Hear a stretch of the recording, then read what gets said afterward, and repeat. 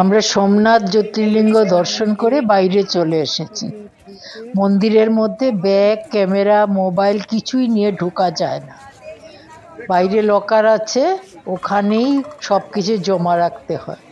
তাই ভেতরের কোনো ছবি তোমাদের দেখাতে পারলাম না, তোমাদেরও এসেই দর্শন করতে হবে। খুবই সুন্দর ব্যবস্থা রয়েছে ভেতরে প্রবেশ করার। তেমন ভিড়ও ছিল না, তাই আমরা খুব ভালোভাবেই দর্শন করতে পেরেছি।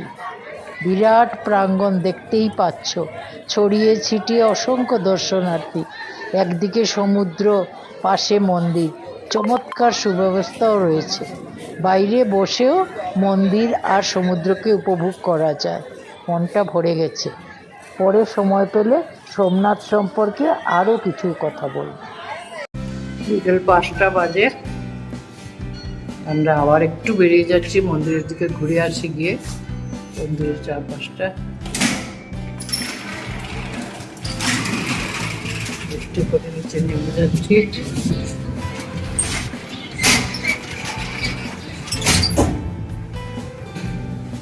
ফুল রেস্ট হলো, খুব ভালো। আমি তো ঘুমিয়ে দিয়ে দিয়েছি। টিভি দেখেছে, টিভি না মোবাইলে ছিল। আমরা এখন রেস্ট করে চা টা খেয়ে আরামসে বেরিয়েছি। এখন একটু সাইট সিইং করতে একটা অটো নিয়ে নিয়েছি। 350 টাকা নেবে, 500 টাকা বলেছিল, আলটিমেটলি 350 টাকায় রাজি হয়েছে। যা যা জায়গা দেখবো তোমাদেরও দেখাবো। আমরা চলে এসেছি এটা শিব মন্দিরে, এটা দক্ষিণমুখী শিব মন্দির।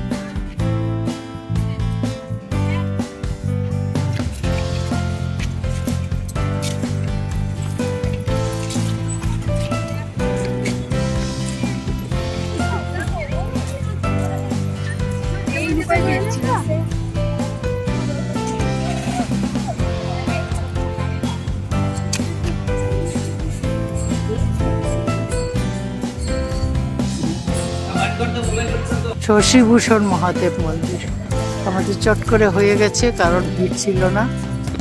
এই জায়গার নাম বাণগঙ্গা। শ্রীকৃষ্ণ মথুরা ছেড়ে এখানে চলে আসেন। জানা নামে এক ব্যাত শিকারের উদ্দেশ্যে এখান থেকে বাণ নিক্ষেপ করেন, যা গিয়ে লাগে অশ্বত্থ গাছের নিচে বসা শ্রীকৃষ্ণের বা পায়ে। বেদ এখান থেকে বাণ বা তীর ছুঁড়েছিলেন বলে এই জায়গার নাম বাণগঙ্গা হয়েছে। বেদ নিজের ভুল বুঝতে পেরে শ্রীকৃষ্ণের কাছে ক্ষমা ভিক্ষা চান। তখন শ্রীকৃষ্ণ বেদকে আশ্বস্ত করে বলে, এটা ভবিতব্য, বেদের এতে কোনো অপরাধ নেই। তাছাড়া এখানে সমুদ্রের জলের মধ্যে 5টি শিবলিঙ্গ রয়েছে। তার মধ্যে ভাটার সময় 2টো শিবলিঙ্গ দেখা যায়। অনেকেই জল ঢেলে পুজো করে থাকে। এবার চললাম নেক্সট সাইটে। সোমনাথ মন্দিরের কয়েকটা কথা বলে নিই। মন্দিরে প্রসাদ পাওয়া যায় অফিস থেকে, অন্য প্রসাদও বিনামূল্যে পাওয়া যায়। তাছাড়া আরেকটা হলো 7:30টার সময় লাইট অ্যান্ড সাউন্ড শো দেখানো হয়, টিকিট 50 টাকা। শিব ভালকা তীর্থ মন্দির, শ্রী ভালকা তীর্থ মাহাত্ম্য। আমরা চলে এসেছি ভালকা তীর্থ মন্দির। শ্রীকৃষ্ণ এখানে একটি অশ্বত্থ গাছের নিচে বসেছিলেন, ডান পায়ের উপর বা পা রেখে, আর জনা নামের বেদ তীর নিক্ষেপ করেন, যা লাগে শ্রীকৃষ্ণের বা পায়ে। এই সেই ক্ষেত্র। তীরকে ভাল বলা হয়, তাই এই জায়গা ভালকা তীর্থ নামে পরিচিত হয়। এটা শ্রীকৃষ্ণের শেষ লীলাভূমি।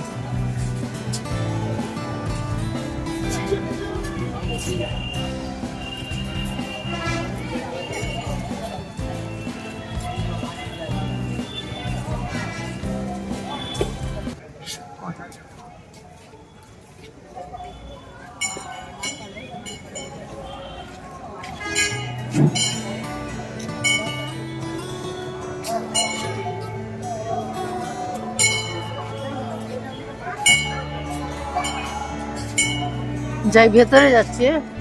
ভেতরে যাবে না, ভেতরে যাচ্ছি।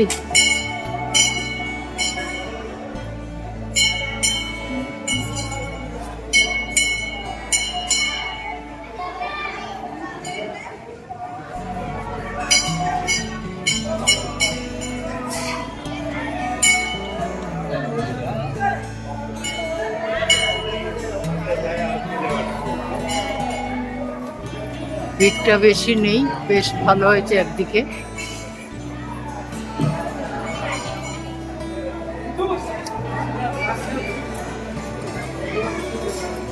মহাতীর্থ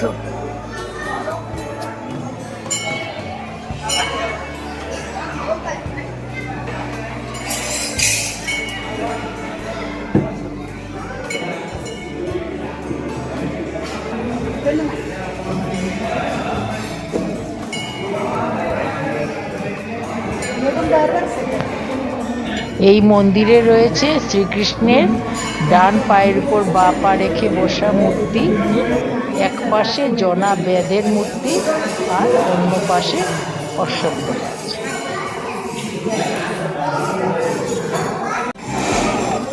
তালাবও আছে।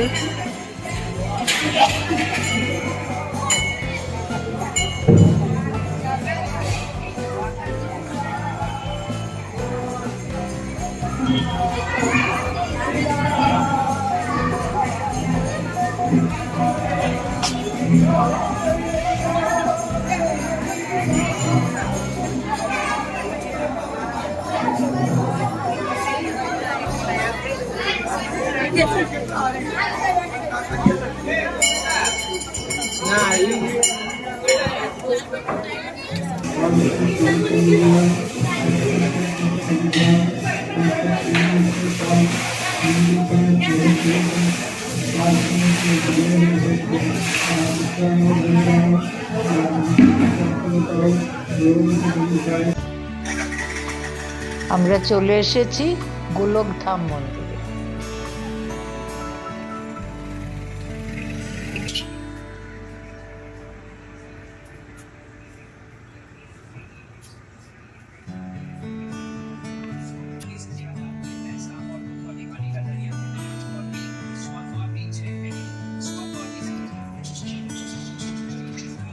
একদম ফাঁকা মন্দির।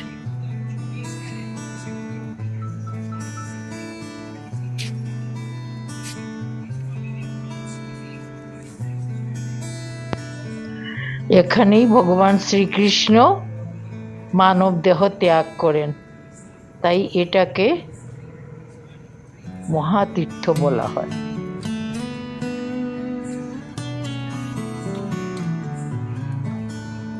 লক্ষ্মী নারায়ণ মন্দির।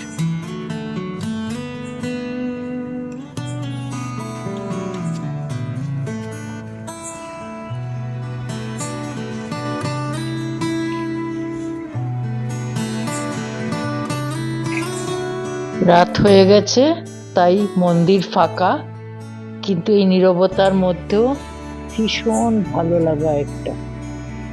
অনেক মন্দির রয়েছে, গীতা মন্দির, লক্ষ্মী নারায়ণ মন্দির, বলদেবজির গুহা অনেক রয়েছে, আর রয়েছে কৃষ্ণের পদচিহ্ন।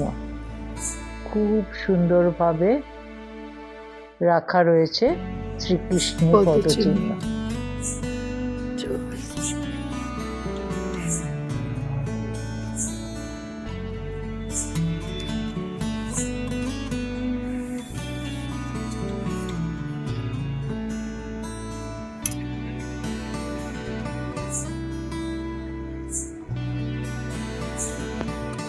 আমরা মহাতীর্থ গোলকধাম থেকে আস্তে আস্তে বেরিয়ে যাচ্ছি নেক্সট স্পটের জন্য। আমরা চলে এসেছি কামনাথ মহাদেব মন্দিরে।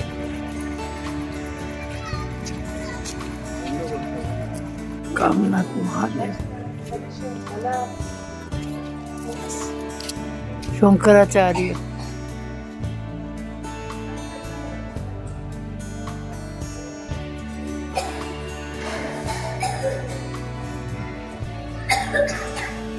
নৃসিংহ ভগবান।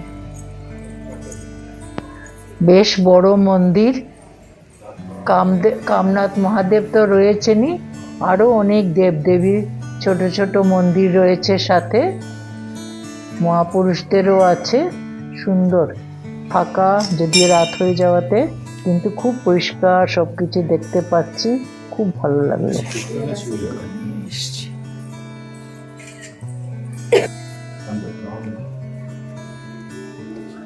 জগৎগুরু শঙ্করাচার্য।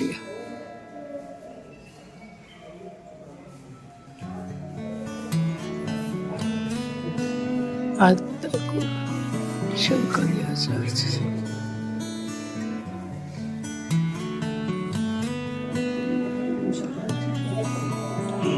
দেখো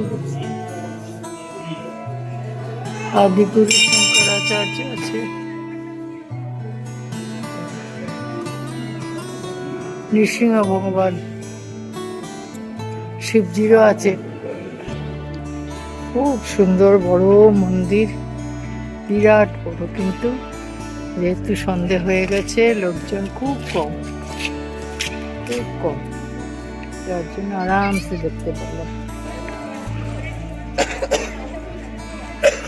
কামনাথ মহাদেব।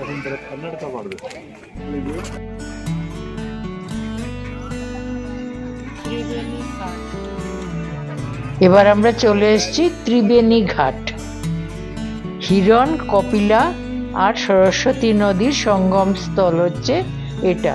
যদিও রাত হয়ে গেছে তাই সেই নদীগুলোকে আলাদা করে বোঝার উপায় নেই, তবে এখানে মিলিত হয়ে তারপরে আরব সাগরে গিয়ে পড়েছে। এটাকে বলা হয় যে এখানে স্নান করলে সমস্ত পাপ দূর হয়ে যায়। খুব খুব সুন্দর জায়গা এটা। এখানে অনেকটা সময় 1-2 ঘন্টা কাটালে খুবই ভাল লাগবে মনটা, এত সুন্দর। আর এখানে সূর্যাস্ত ভীষণ সুন্দর, আমরা দেখতে পেলাম না। তোমরা যদি আসো তাহলে একটু সন্ধ্যের আগেই পৌঁছে যাবে, যাতে সূর্যাস্তটাও দেখতে পারো, খুব ভালো লাগে। জল মাথায় নিয়ে নি আগে।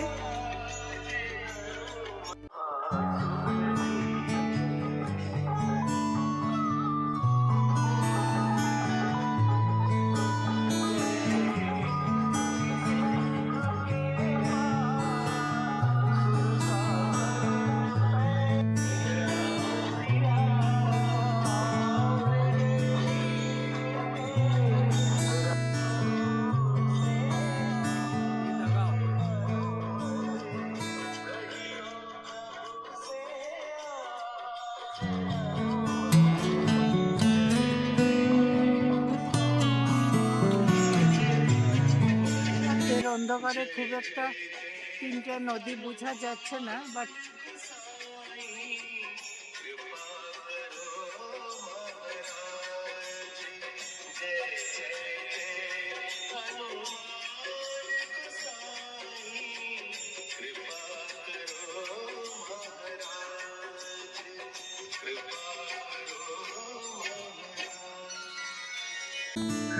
আমরা চলে এসেছি রাম মন্দির।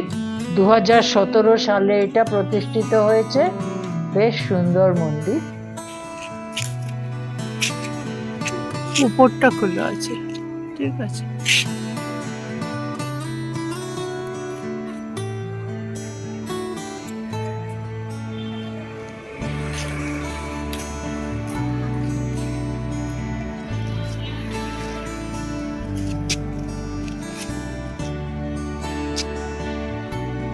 চন্দ্রভাগা শক্তিপীঠ।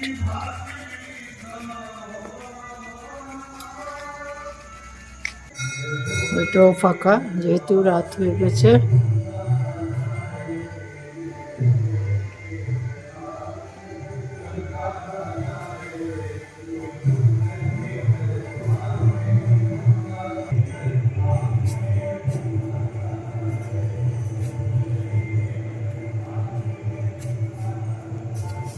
ধর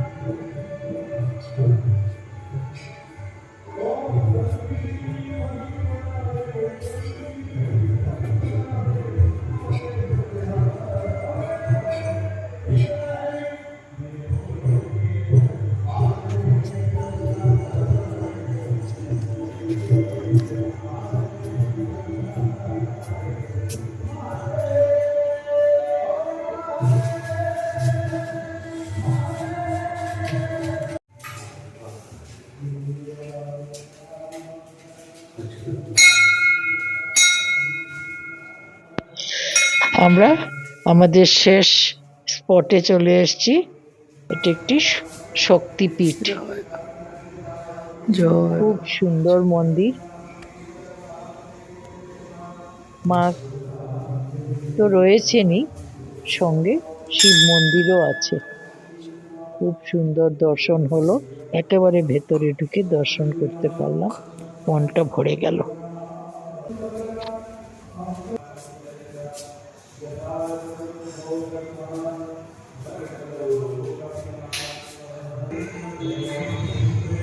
রাজার সাইট সিন ছিল, সোমনাথের বসে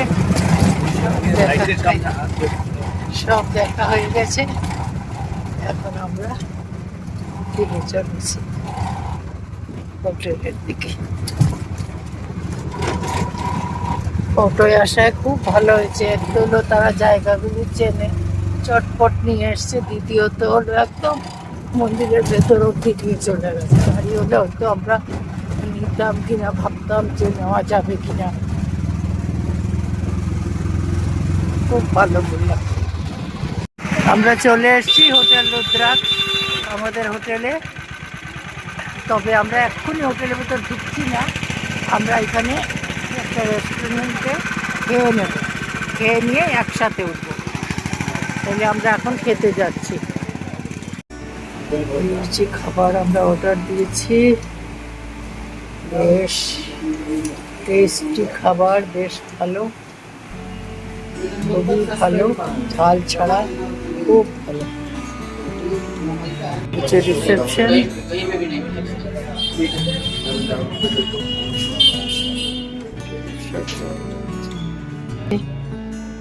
এইবার ছোট্ট সিঁড়ি নেমে আমরা লিফটে চড়বো।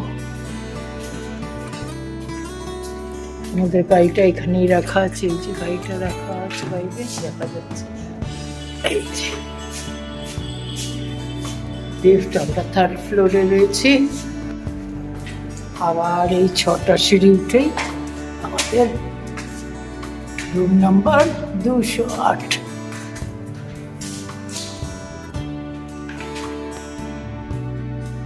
কাল আমরা যাব দ্বারকা, সঙ্গে থেকো।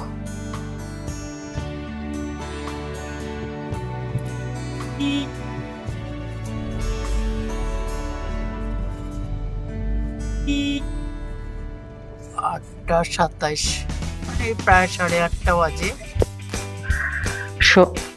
সোমনাথে 2 দিন থাকলাম, খুব ভালো লেগেছে।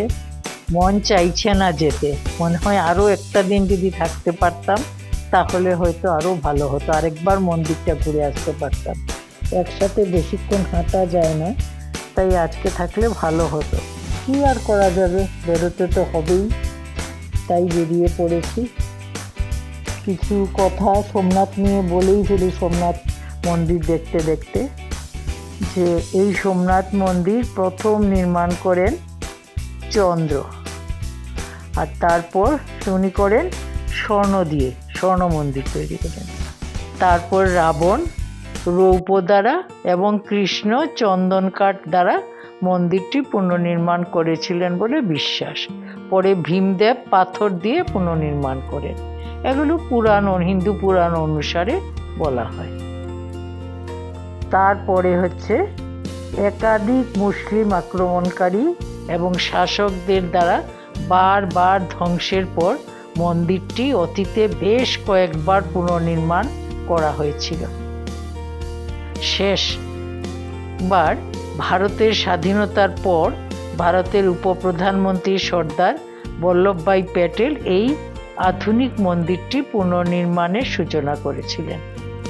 1951 সালে ভারতের তৎকালীন রাষ্ট্রপতি ডক্টর রাজেন্দ্র প্রসাদ নতুন মন্দিরটি উদ্বোধন করেন।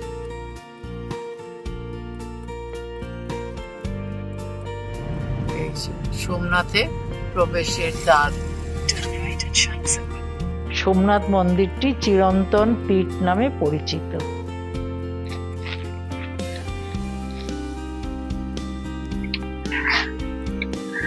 সোমনাথ মন্দির আরব সাগরের এত কাছে থাকা সত্ত্বেও আজ পর্যন্ত সমুদ্রের জল গর্ভগৃহে প্রবেশ করেনি।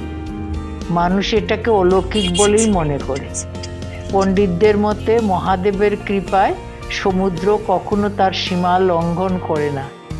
এই বিষয়টি আজও একটি রহস্য হয়ে আছে। এটি এই মন্দিরটি হিন্দুদের পবিত্রতম তীর্থস্থান, যেখানে সারা বছর লক্ষ লক্ষ ভক্ত ও পর্যটকের সমাগম হয়। মন্দিরটি পৌরাণিক কাহিনী এবং ঐতিহাসিক ঘটনার এক অনন্য মেলবন্ধন তৈরি করেছে, যা একে হিন্দুদের জন্য একটি অন্যতম প্রধান তীর্থস্থানে পরিণত করেছে।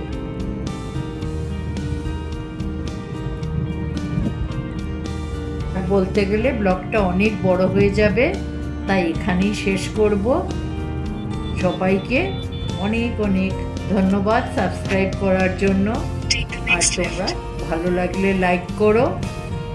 নেক্সট ব্লগে আসবে আমাদের দ্বারকার এই যাত্রাটা।